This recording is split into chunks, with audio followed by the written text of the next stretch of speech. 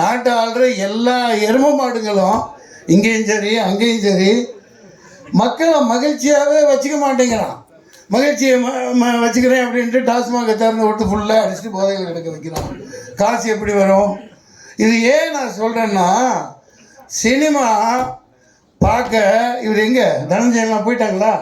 பேசிட்டு கலருவாங்களே, கேட்க மாட்டாங்களே. சிவா சாரும் இல்லையா? சரியாக போச்சு. அதாவது தியேட்டரு போடுறவர் இருக்கார்ல, நீங்கள் அப்பப்போ வந்து வைக்க பிடிச்சிங்களா? நீங்கள் தான். ஆமாம். அதாவது இவர் கஷ்டப்பட்டு ரிலீஸ் பண்ணுறாரு, ஆடியன்ஸ் வரணுமே உள்ள. காசு இல்லை, காசு இருந்தால் தாங்க வருவான். இப்போ பாருங்க, கொஞ்ச நாளில் ஸ்கூல் திறந்துருவான். ஸ்கூல் ஃபீஸ் கட்டணுமா இல்லையா? புலவட்டி உள்ளவனுக்கு தான் தெரியும், நாட்டு ஆளுநர் நாதாரிக்கு தெரியாது.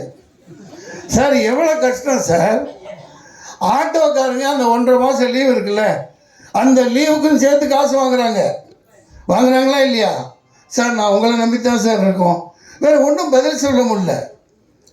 எலக்ட்ரிசிட்டி என்னங்க, இபி எவ்வளோங்க? அந்த காலத்தில் ஆட்டோவுக்கு மீட்டர் தான் சூடு வச்சான், இவன் மொத்தமாகவே சூடு வைக்கிறாங்க. முடியல. இபி அந்த பக்கம் ஜிஎஸ்டி. அதாவது மக்கள்கிட்ட காசை இருக்க விட மாட்டேங்கிறாங்க. சினிமாவை காப்பாற்றுறவங்க இப்போ உதாரணத்துக்கு இப்போ விளையாட்டாக சொல்லலை, காஷ்மீரில் 50 லட்சம் கோடிக்கு மேலே இது வரைக்கும் அந்த வீணாக போன அவ்வளோ செலவழிச்சிருக்காங்க.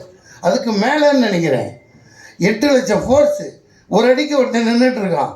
காலையில் ஒன்றுக்கு போக முடியல, 4 மணிக்கு வாங்க சொன்னால் அப்படியே அது ட்ரைகரை கையில் வச்சுக்கிட்டே சுற்றுறாங்க.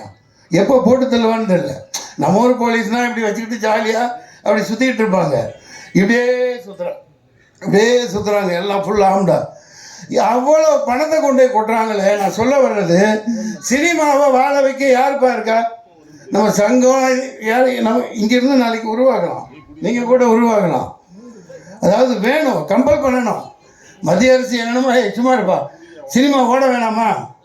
அதாவது ஏதாவது வசதி பண்ணணும். மானியம் இருக்குல்ல, அதெல்லாம் ஒழுங்காக கொடுக்குறாங்களா? மத்திய அரசு எல்லாத்துக்கும் கொடுக்க வைக்கணும், ஊக்குவிக்கணும். மக்கள்கிட்ட காசு இருக்கிற மாதிரி ஏதாவது பண்ணணும். தங்க விட மாட்டேங்கிறானே.